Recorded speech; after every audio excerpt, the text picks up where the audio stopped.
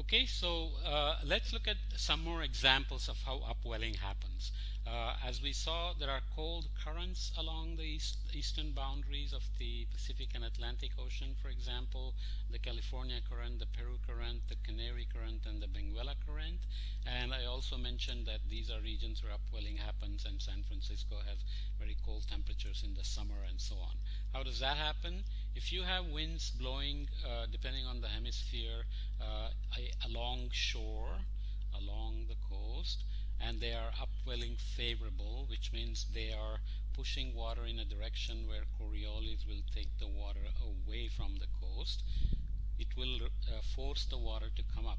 If you have a coast and the water is being pushed away, then continuity or mass balance requires that water from below come up to replace the water that is being pushed away. So in the west coast of the northern hemisphere, you have alongshore winds which are northerly, which means they are coming from the north to south. So northerly winds are trying to drag the ocean south. You add Coriolis to the right, the water is going to be pushed away from the shore, right?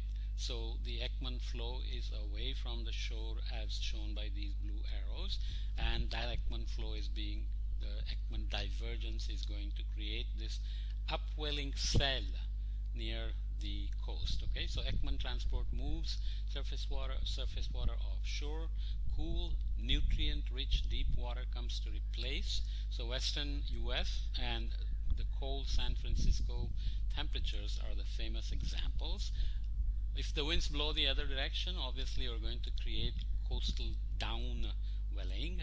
So if you have the winds are southerly in the northern hemisphere along the coast, they are going to push the water to the north. Coriolis is going to push it into the equator, so the water is going to sink, converge onto the equator and sink. So Ekman flow here is going into the coast, and you're creating this downwelling saddle.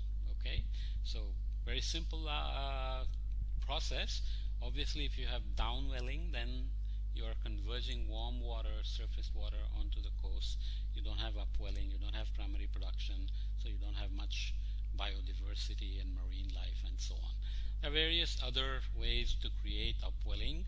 If you have Galapagos Islands sitting in the middle of the ocean and current is coming into it, the current can be depending on how the flow is happening, can be forced to go up, and that will be upwelling, can be forced to go around, which will also be divergence and create upwelling, or of course it could go down. So a lot of the islands have, depending on the direction of the flow, they have upwelling around them. This is called island driven upwelling, and so a lot of the islands are obviously also rich in fisheries. You also have this kind of a formation where you have winds flowing from the north to south, you have a bend in the coast, and the winds are essentially pulling water away from the coast, and you have upwelling. Very simple situation, but upwelling as an important concept you should remember. This is going to come back again and again when we do biology and chemistry.